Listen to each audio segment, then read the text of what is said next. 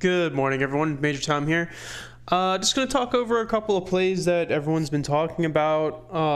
Someone asked me to do some DD on Root last night because of a news release that they had. So we're going to talk on that a little bit as well. And I am going to touch a little bit on the AMC and APE hedge fund strategy that came out with the arbitrage. So we'll talk about all that. Getting right into it, we'll start with Supercom. Supercom was a stock that I recommended after hours, not yesterday, but the day before yesterday. And then yesterday it ran all the way up to a high of 44 cents. When I recommended it, it was only 26 cents, which is really cool. Supercom was just a deep value play. I mean, like, look at the company. The real value of the company was sitting at $1.56 according to its books, and Macro Access helps us with that. Take a look at the price action. Yesterday it had a catalyst, so we got in with a price average of 28 cents. The catalyst pushes it all the way up to 44 cents at the high, and it's now retraced to about 36 cents, right? Now, these small numbers may not seem like a lot to you, but like I always say, the stock market's all about percentages. So when it ran all the way up to here, that was 44%. When it ran all the way up to here, that was 55%, right? And we're still sitting 30% up. I have a feeling this has a lot more momentum in it. The implied volatility has gone down quite a bit.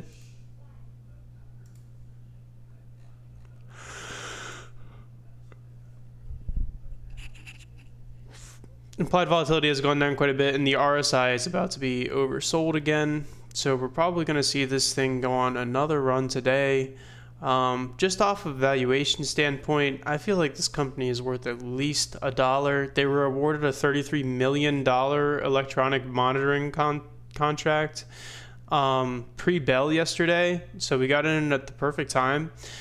To give you an idea of like how big this is for this company, they currently had a market cap of, well, I think at 36 cents their market cap isn't quite that. So I mean, let me take shares outstanding and multiply it by current price, and we should get a current market cap. I don't think the market cap updates outside of regular trading hours. So if we take the 29.26 and multiply that by 0.3656, and then multiply that by 1 million.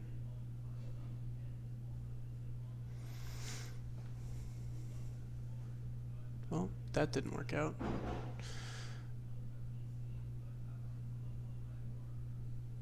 $29.26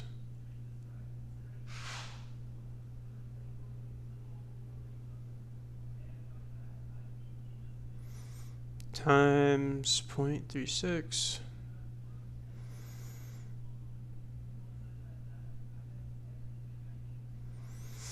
Yeah, you get a market cap of 10.5 million.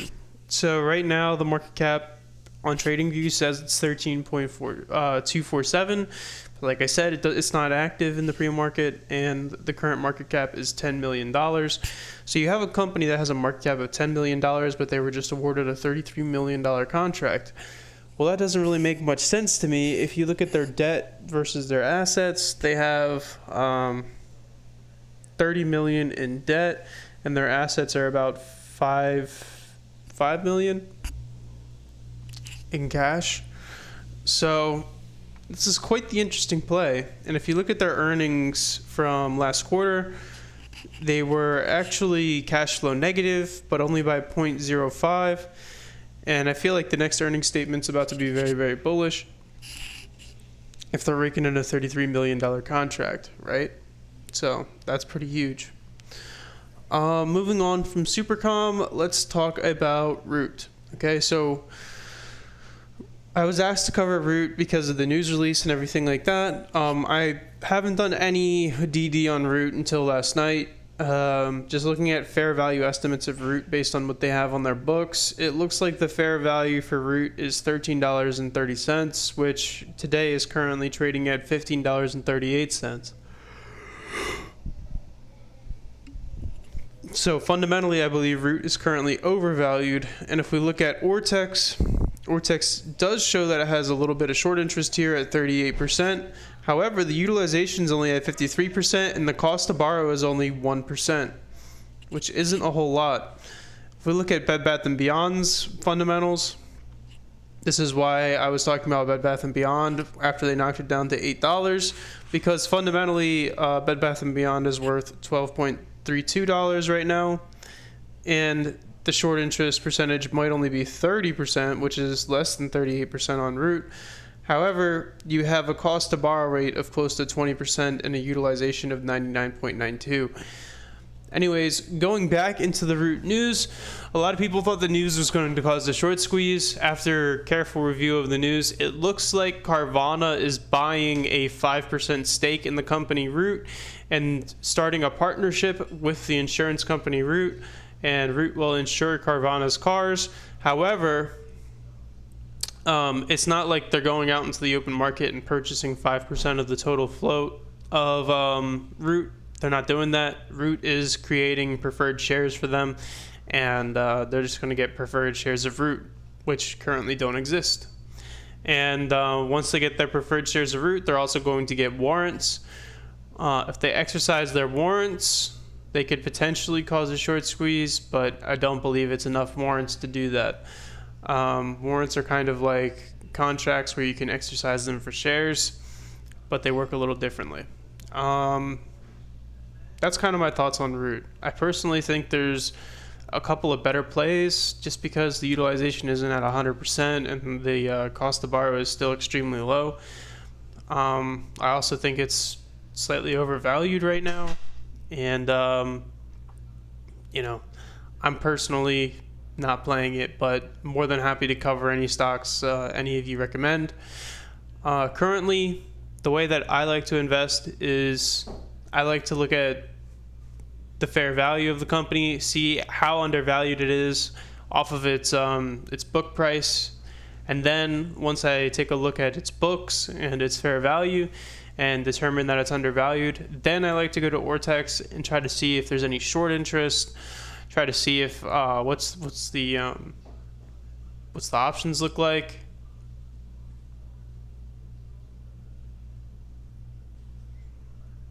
So for example, on Root, there's not a whole lot of options volume. You have like 200K on different strikes. It's not a whole lot. And look at Bed Bath & Beyond.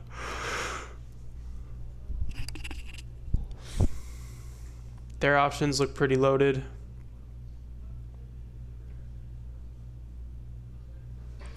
But you get the idea, right? So like we always start with fundamental value. Then I look at Ortex to see what the short interest is. And then I can look at options to see what the options chains look like. But the bottom line is I don't just invest in companies because they might have a short squeeze. If I was going to do that, I would just go to Ortex and then I would just go to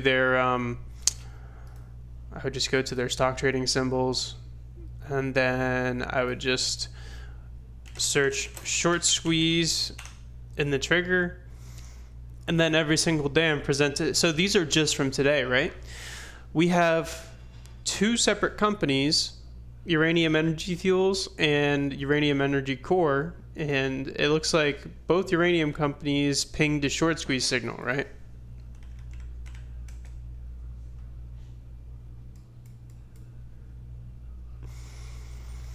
So it's up a whole $1.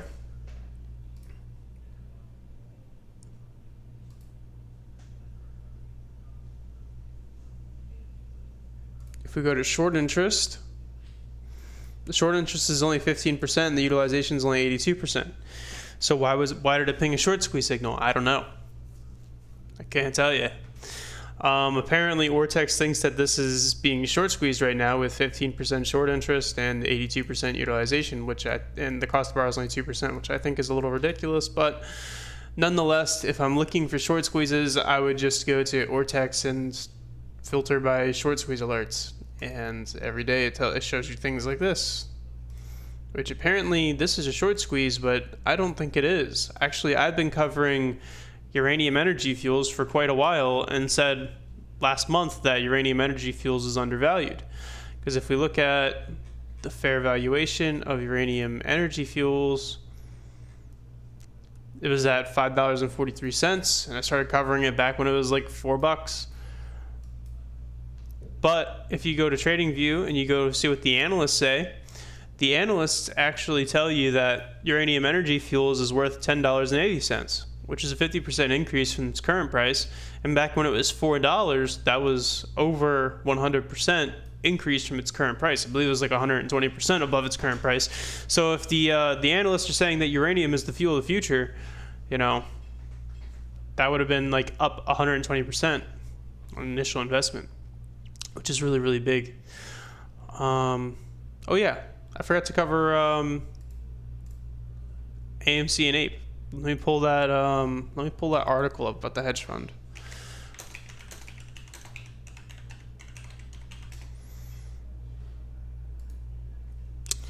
Jim Kranos is a famous short seller. He's got a big fund, and he's playing AMC and APE as an arbitrage play. This article says, while AMC Entertainment's decision to roll out a preferred share class may have been targeted towards meme stock retail investors, one traditional Wall Street manager is now taking advantage of the arbitrage trade opportunity. On Tuesday, famed short seller and hedge fund manager Jim Kranos revealed he has implemented an arbitrage trade on AMC Entertainment. When speaking on CNBC's Fast Money halftime report, he explained that he bought shares of the new APE preferred share class while shorting AMC common stock. Kranos was short shares of AMC last year. He told CNBC that he shorted AMC's common stock because he projects the two stocks, which are in different share classes, to converge. They are economically the same security, he said. Now, if you look at the actual documentation on APE, it shows that APE gives the same vote as a share of AMC, and that APE is still eligible to dividends, etc., the same way that AMC is. So in all shapes, way, and forms, like, APE is AMC. And if you can buy APE for a cheaper price than AMC, then I do believe what Kranos is kind of saying here, where you could play an arbitrage and basically be short on one and long on the other until the prices converge and meet, because they're the same security essentially. The only difference with APE is that it has no options chain and it's a little bit more difficult to short it. But other than that, there's really nothing stopping anyone from doing what Kranos is doing. And yeah, I actually think that it's a decent play on Kranos' part, because if it's the same security and one's trading higher than the other, why not go long on this one and short on this one?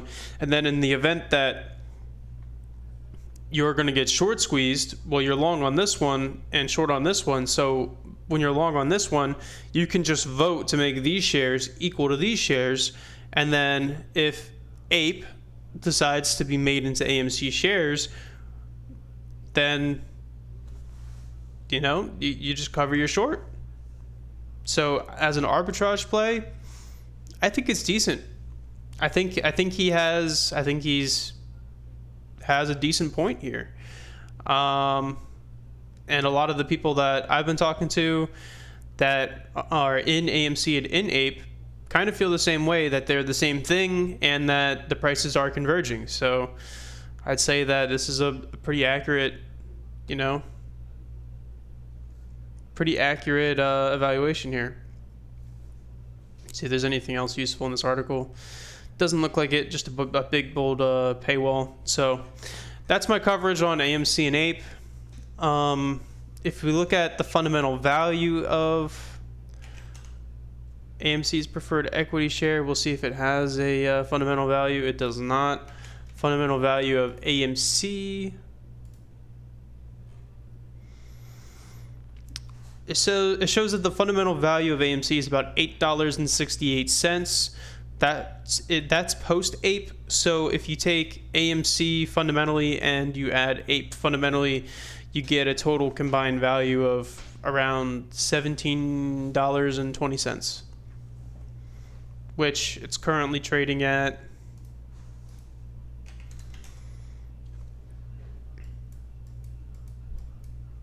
$9.77 plus